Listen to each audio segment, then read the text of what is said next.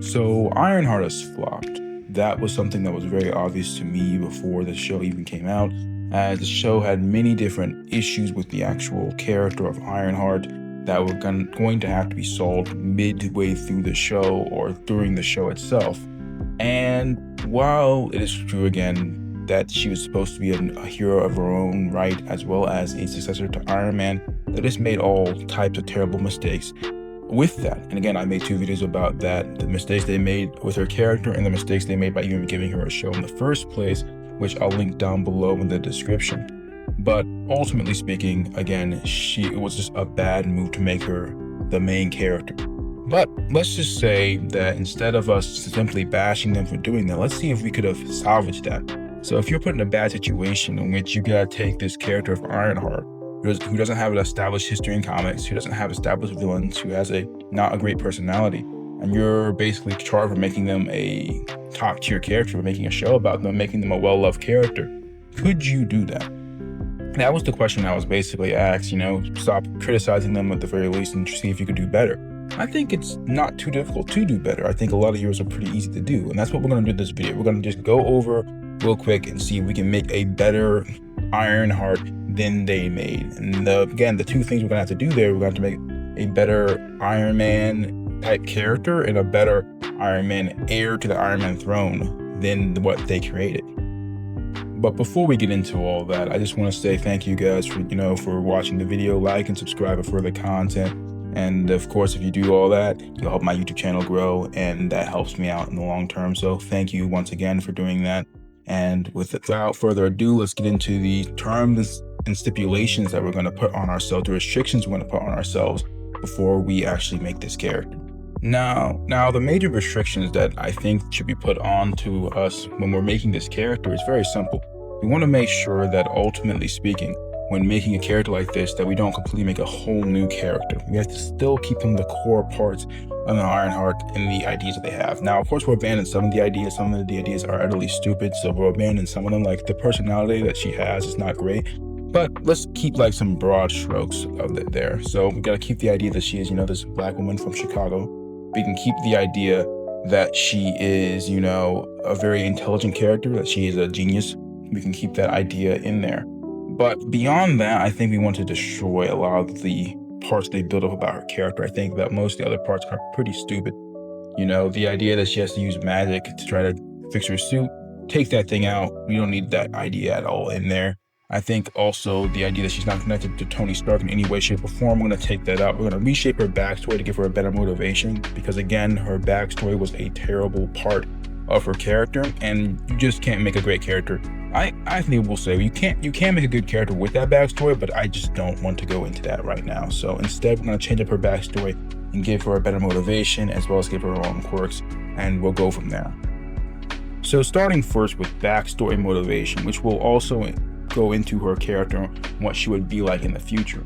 So her backstory, instead of it being the backstory that she currently has of being this genius, kid from the start, and having a father who was a really good father to her, who was a mechanic who she learned a lot of mechanical stuff from, I'm actually going to change that up significantly. And her father, of course, again, spoilers for Ironheart, but in the story, her father ends up getting killed in a drive-by along with her best friend. I'm going to take that whole part out of it completely. We don't need to have all that. In fact, I think that all that is actually just purely stupid. It doesn't really help the plot at all.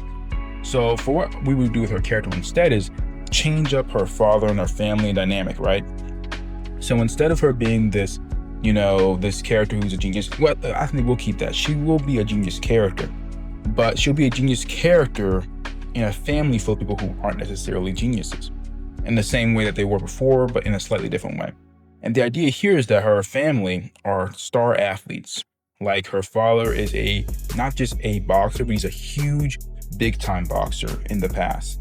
He is like a boxer that's on like a heavyweight champion, so to speak. And his son is going up towards to be a heavyweight champion as well. Their mother is a world champion kickboxer at one point. These are all the people are retired, obviously. And they're no longer out there doing it. Maybe injuries knocked them out of it. Whatever it is, their parents are no longer in the league, but she's an older brother who is trying to work his way up the ranks. And they kind of expected her to do the same thing. They gave her the hand-to-hand boxing training and kickboxing training. She's quite well versed in what way to fight and whatnot, but she wants a different path. She wants to go on and try, a more scientific path, because she's a very intelligent person. So she joins MIT to do that, not against her parents' wishes, but her parents wish differently for her, obviously. So it's against their wishes, but they're not, overbearing parents that are going to force the child to go on the path that they want it to.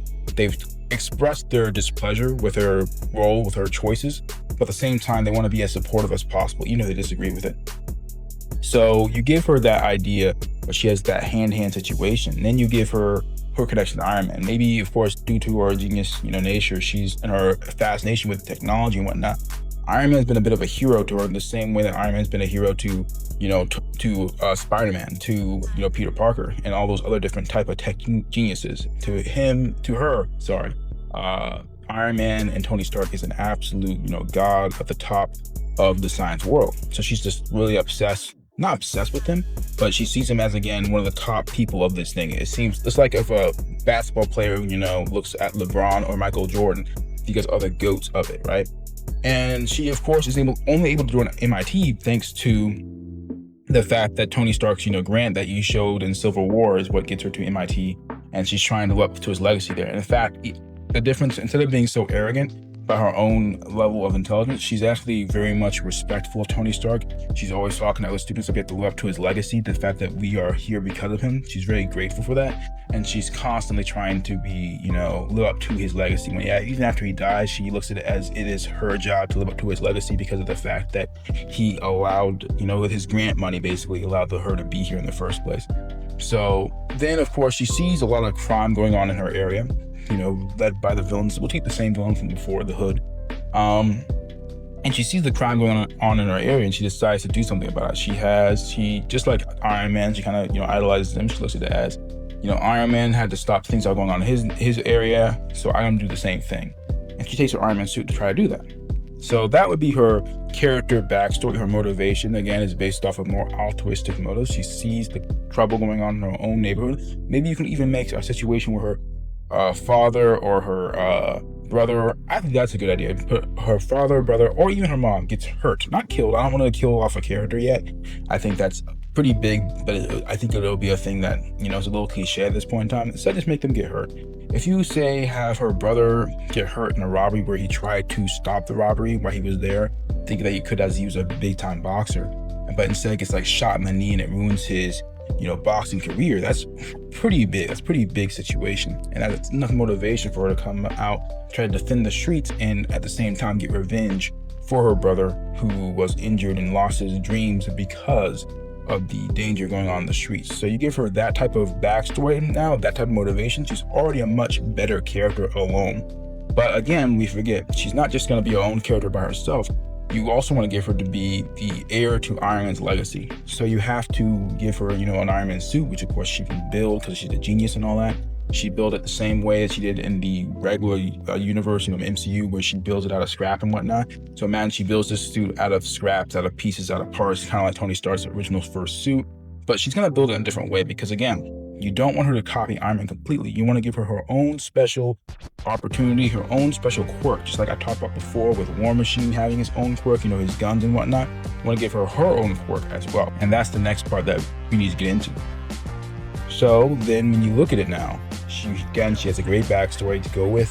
What is her quirk? Now, her quirk that makes her different than, Iron Man, her little bit of uniqueness or, unique flavor to the Iron Man suit and the Iron Man concept and the Iron Man idea is something that I struggled with for a little bit, I haven't given this whole thing a huge amount of thought, a lot of this stuff off the top of my head.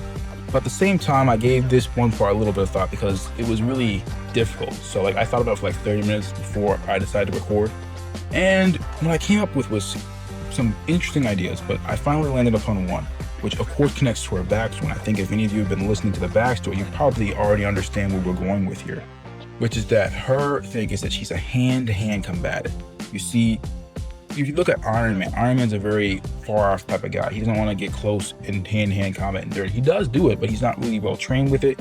He's going to use his repulsors, he's going to use his unibeam, he's going to use his missiles and his gadgets and all these little cool things he has. War Machine's similar. War Machine's going to use his guns. He's going to stay further back. He's going to use, his guns, his shoulder-mounted turret, his carpet bombing skills, dropping bombs that you saw in Infinity War. She's going to use more abilities like that and stay farther away. So the thing that would make her different is that she is a close-up, hand-to-hand fighter. She doesn't have access to a lot of the, the bullets and the repulsors and the crazy tech that Iron Man has. So she just goes with pure hand-to-hand situation. She has an Iron Man suit built around her that's more sleek, more, feminine looking as well. And you give her that sleek, more feminine suit, and then you let her go hand-to-hand abilities. You can do some things with her where not only does she have that cool Iron Man suit going on, but she has like boosters on her like elbow, on her forearm to, that she can activate to boost her punches, make her punches way more powerful than they already are. So she can like hurt high level people like Hulk and Thor with when she boosts up those punches and whatnot. She do the same thing for her kicks, put some, boosters on her feet and on like maybe her knees or legs or whatever to make sure that those kicks can be way more powerful and whatnot. And give her again a hand-to-hand down and dirty style where she's going to be able to use kickboxing. She can use her hand-to-hand combat. Maybe at some point she can learn some jiu-jitsu and whatnot and let her do that. And then on top of letting her do that and letting her be like that, you give a situation where she has a mentor character now for her. Her mentor characters could be people like her father, her mother, and her brother. When they, if they eventually find out about it, instead of them being the classic parents who just want you to stop, they can want you to stop, of course. But I think if they're going to be, since they come from a more boxing type background, they come from a more sports type background, I think they're going to be more willing to help her, to let her live her dream out in this way, and ultimately speaking, she's being heroic. And I think that good parents, if you have to have good parents, are not going to be, they're going to be, again, scared for your safety. But at the same time, if you actually are uniquely equipped to be this heroic, to do this heroic thing, I think they're going to be more likely to let you do that along with their help. So imagine like she gets beat by certain villains and they can come and give her some tips on how to fight and whatnot. Because again, while she has the training, she never reached the same level that they were at their peak. Again, her mother's supposed to be a kickboxing champion. Her father's supposed to be a heavyweight boxing champion. Her brother's supposed to be, let's say, put him in UFC. So he has both skills. Supposed to be a UFC champion who's on the road towards that before his, tragic injury. So you make sure a situation where these guys can teach her moves and abilities that she doesn't have. But again, she gets better moves. She starts getting that better, boosters to her attacks that hit harder and to take down higher level foes. And she becomes the defender of the local area. That, I think, is a way better idea for her character long term. I think if you listen to that idea and you give her the same name, IronHeart, it actually makes more sense now, because if you give her a more scrappy vibe, the idea would be that even when her suit gets destroyed, even when her suit gets getting beaten and broken, the idea is kind of like Miles Morales and these Into the Spider-Verse movie. She gets up regardless. It's about heart, which is a very classic, idea in boxing and sports and combat sports, where it is the will to continue going even when the odds are against you. So you give her some villains, the odds are really against her. Maybe bring back the Abomination. Maybe bring back other different, powerful villains. There are plenty of villains who are really strong in the comics, and make her have to fight those guys hand to hand. Make her have to, use her abilities and use her intelligence, use her smarts. She'll be picking up cars and using cars as, shields and whatnot. She'll be grabbing manhole covers and splitting them in half and doing all types of crazy stuff with those, to fight these guys. She's going to be really using her intelligence. And imagine that, again, her brother probably be the first one to find out. He'll be her guy in the chair, try to give her advice, like a guy in her corner. That could be a really cool show. If you allow her to do all that, that would be a really cool show. And I think with that personality change that she has, way more interesting, way more different. Again, you can still have the hood as the villain if you want to, but I would do someone like, again, Abomination, someone who's way bigger and stronger, who can fight her one-on-one. Or maybe make a new character, make a new powerful villain who can be in her way in that situation. I think if you do that right there, I think that she would be much more accepted as a character. I think that she'd just be a better character altogether.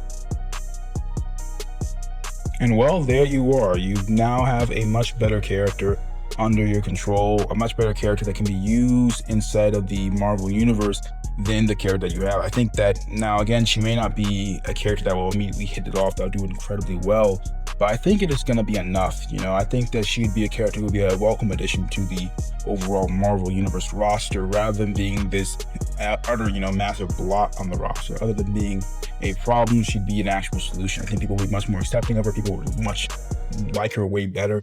And again, you'd actually have someone who could become the new heir to Iron Man's throne. Even if she's not the physical heir, she'll be the more spiritual heir to Iron Man. So I think that's something you could have done.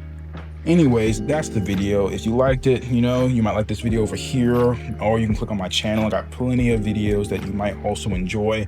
As always, thank you for coming with me on my YouTube journey. You know, every one of you is greatly appreciated. If you want to help, you know, me continue this journey, hit the like button, comment down below, subscribe for more content. Links to my Twitter and other socials are in the description, and I'll see you guys in another video. Until that time, Tiger Pack, stay ferocious.